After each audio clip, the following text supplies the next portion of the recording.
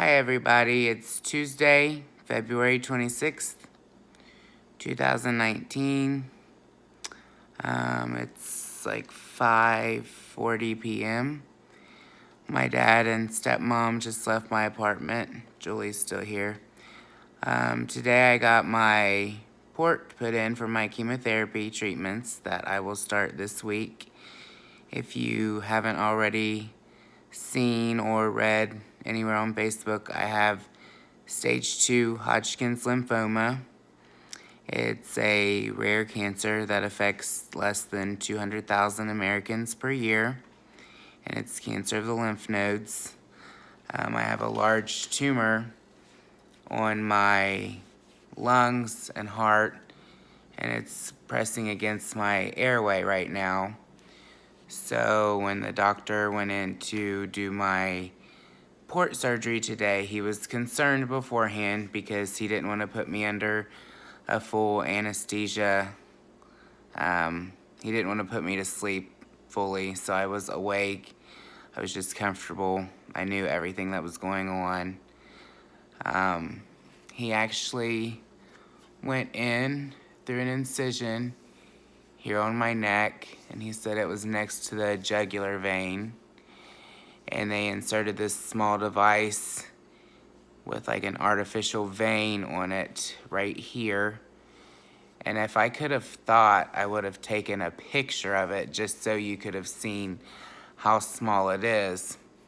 But when I go for these chemo treatments, they're just gonna put the needle directly into the port, and that way they won't have to stick me every time. Just to show you how my arm looks from being stuck so much these past couple of weeks. The worst of it came whenever I got my PET scan on Friday. I don't know what the heck she did, but she gave me an ugly bruise. And then today, my IV, the nurse, I asked her if she was gonna go in this same spot, and she's like, oh, absolutely not. And I thought, okay, good, because I was low-key not wanting you to. She did use the same arm though. She said I have really good veins, so she went in right there. My nerves were pretty on edge, as to be expected. You know, I don't get a lot of surgical procedures done. I rarely go to the doctor.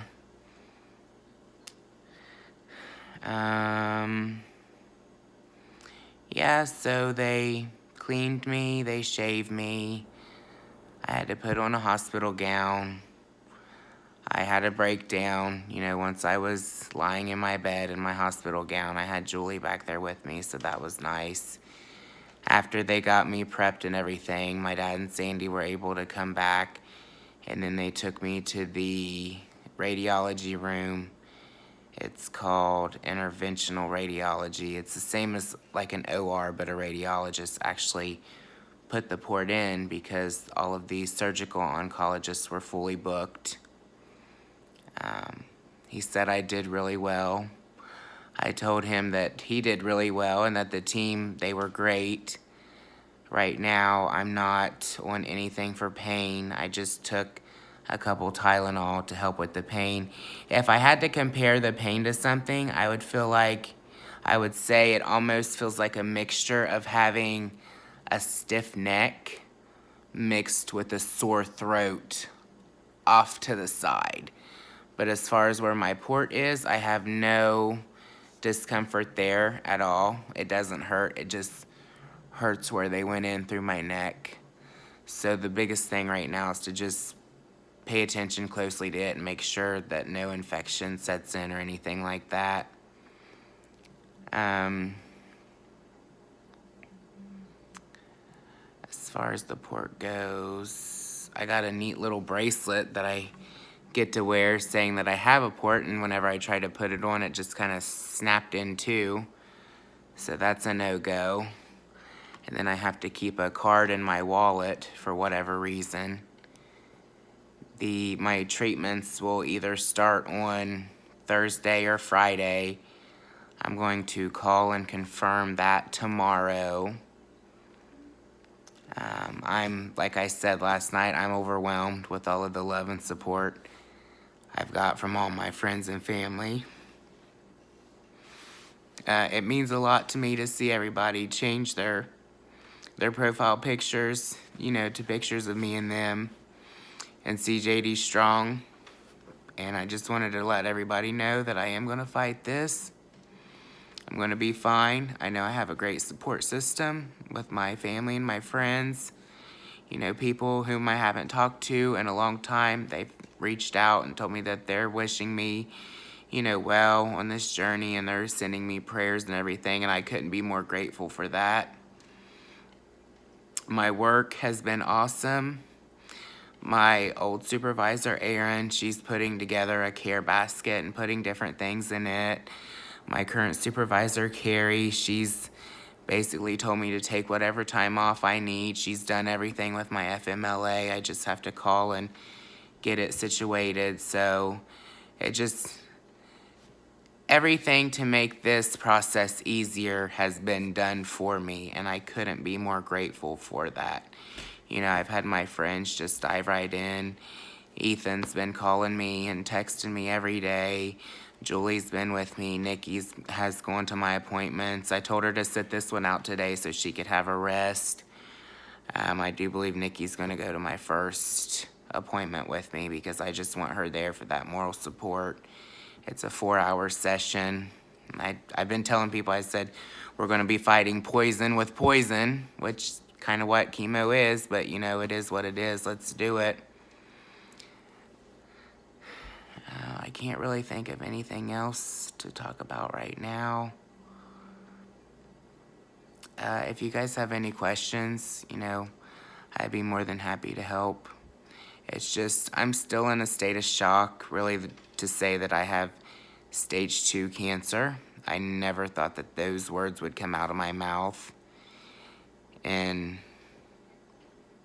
really mean it. Not that I would ever joke about having cancer, but I wouldn't wish it on anybody. I don't see how people process it at any age, you know, let alone, you know, 50s, 60s, 70s, 20s, children who get it.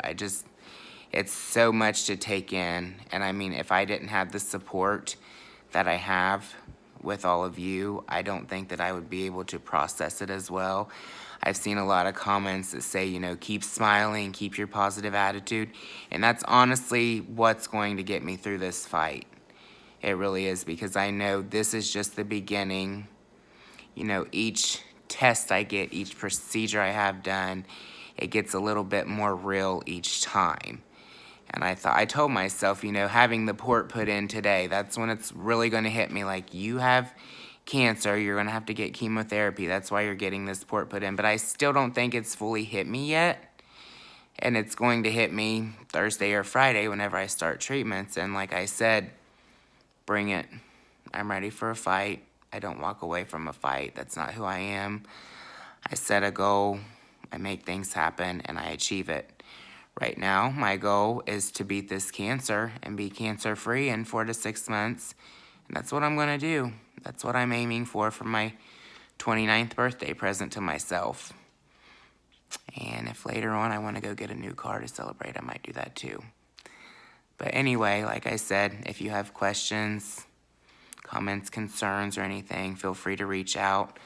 My Facebook has been really busy. I haven't had time to go through and respond. I figure when I have 4 hours of free time at my treatments, I'm going to go through and respond to comments and like and share everything, because as you know, I'm very active on Facebook. I feel like if somebody leaves a comment, you should leave a comment back and thanking them, because that's a big deal. They took time out of their day. So if you haven't received a comment back, bear with me, because you will. I guess that's all I have for now. This is my first video on this journey. I just figured it would be easier to kind of get a real aspect on how I'm feeling about this whole situation if I could put my words into a video rather than a Facebook status. So as always, thank you for your continued prayers and messages, phone calls, support. I will talk to you guys soon. Bye.